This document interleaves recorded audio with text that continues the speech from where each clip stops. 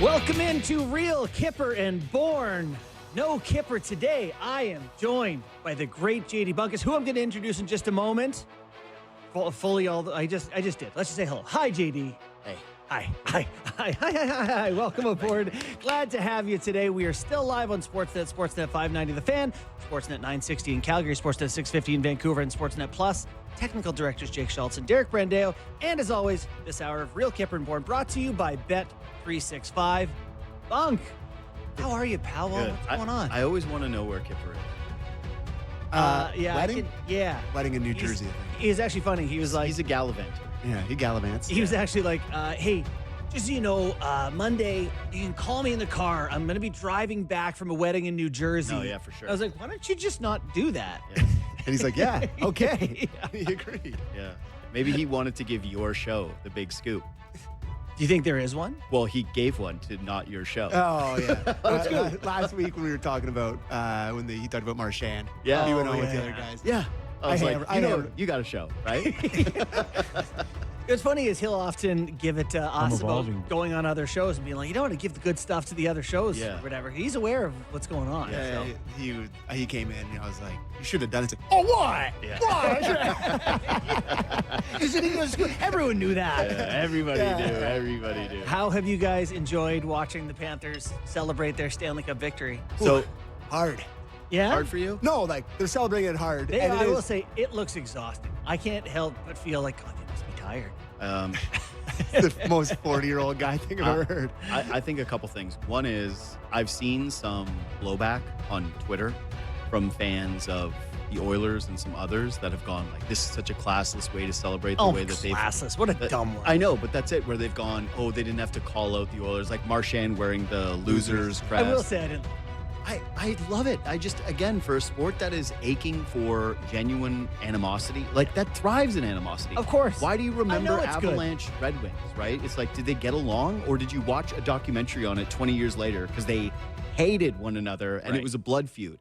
So I love that stuff. I think that we don't get enough of that in modern day sports, especially North American sports, where it's like true blue hatred. Yeah. Like we got that one report where it was, hey, the things that are being said between these teams is crossing a line. And I went, amazing. Where can we hear it? I want to hear that. How much would you I want to pay go to that. for the live feed? Well, it's always been our thing. It's like HBO should sell like the rights to like the Yeah. on ice microphones, and then it would get shut down literally like Yeah, a week later immediately. because of Yeah. all the bad stuff Like, that was said. when they said bad stuff, they meant really bad stuff. Yeah. I think the Bennett thing with him being up there, like I understand what he said, but basically being like, yeah, we're dirty and we get away with it and we want it or whatever.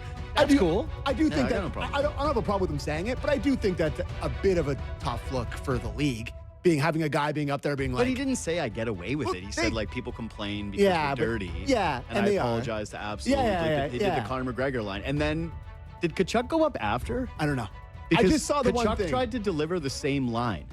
Hey, they're foggy, pal. It was real bad, but he did the I would like to apologize to absolutely nobody line after Bennett did If he it. did, everyone must be looking around like, Yeah, did and he said, catch I was the- thinking about one of my favorite lines, and I went, wait, who went first on this? Because this is actually really important. They've been to at me. the elbow room for 5 days. Yeah. I think we'll. But this is what I mean. It's like, honestly, I watched them the first night. And I was like, you should get to sleep because tomorrow's a big day. Hasn't this made you?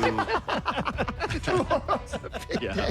They're like, how about we just drink all night again? How's that sound? Hasn't this made you want Marchand more though in Toronto? Just from like the media. Hold on, I standpoint? just want to say on the Oilers losers logo, it was the one thing in all this where I was like, Why? you know, you're supposed to celebrate your team's success and not celebrate the other team's failure. I know, but it takes someone to legitimately do something you consider offensive or across the line to create this real hatred or animosity that you're talking about, which is good. I recognize it's good. I also think it's But it'd be weird if it was like Barkov. Then I would go, kind of cringy. But did But they the guy with chant? the nickname The Rat, it seems. okay. Fine. So what? It's like he's green lit. Yeah. Yeah, I mean, kind of. You can get away with anything. Yeah, he's a made He's man. gotten away with it, but it feels like you earned the rat label there. Yeah. Did they chant F. McDavid too at one point? Was that a thing that I saw some people Yeah. reporting I around? don't know if they were chanting Yeah, as the bar was. yeah. They were taking part. They You know, were but enjoying Barkov the did game. have on the Instagram feed like "Thank you Bruins," like in response to whatever. Yeah, with I the like picture. that. Yeah. I love that. Yeah, I love I that. like that one. I like all the Listen. hey, thanks for your cast Yeah, yeah. offs. You know, all they're doing is the scene in what's Scarface? You want to see a bad guy? I'll be that bad guy. Like, that's them. They're just embracing it. They're realizing that it doesn't matter what they do, just like Al Pacino in Scarface, where he's trying to put on the mask of a legitimate businessman.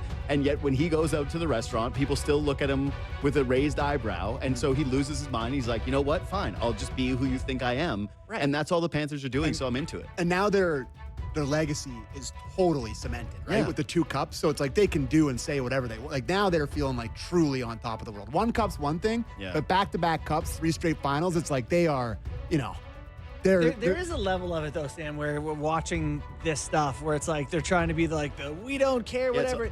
They've earned the right to do it. At the same time, it kind of feels like there's 2 things. There's cringy. There's 2 things that bother them a lot, and they bring up all the time. Is the state tax thing. They cannot stop talking. They're talking about it more than other people are talking about it now. And the fact that they have no fans.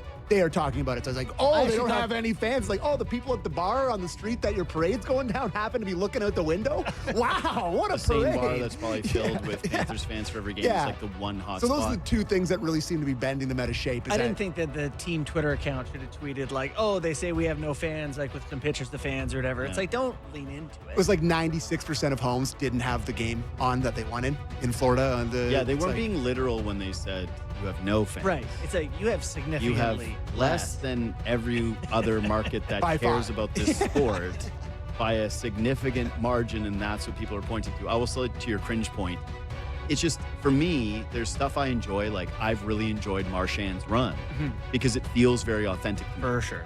Whereas when I see him wasted trying to go back to the bar and they're trying to pull him out of it, I'm like, that's what I mean. Great. I love it. I love seeing that stuff.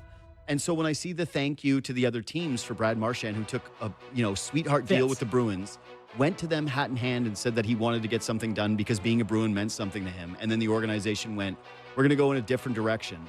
No thanks. I don't mind him expressing his anger. And it's like, we loved it when it was the Misfits for Vegas. So why not do it for guys that were castaways for the Panthers? Like, for Hagee. Like, there's so many of those guys. Seth Jones. Seth Jones was viewed as like an untouchable contract in the NHL. He was like a failure before he got there. People thought he was no good too. So I just think that's a part of sports. But again, to the Marchand point, I like it when it feels authentic and funny. And I'm not trying to take a shot here, but I feel like Kachuk stuff is forced. That he wants to be the villain. That he's like, and I'm also the bad. And like, it's not nearly as natural. Like, the other 2 guys, Bennett and Marchand, kind of stole the face of what you were for the last team. And now it feels like you're trying to do the and I'm going to shotgun a beer. It's like, okay. Everyone is. Whoa. Okay. Like, relax, bad boy of Florida. The Marchand thing, though, the thing that you said that you're like, doesn't that make you want him in Toronto more? The thing that actually makes me want him in Toronto more is the night they're out there, they win the cup, they're partying, they're whatever. And he shows up at Dairy Queen at 11 a.m. the next morning and is signing autographs and taking pictures. I'm like, that's just, you can work hard and play hard. I'm like, he's signing pictures of her kids and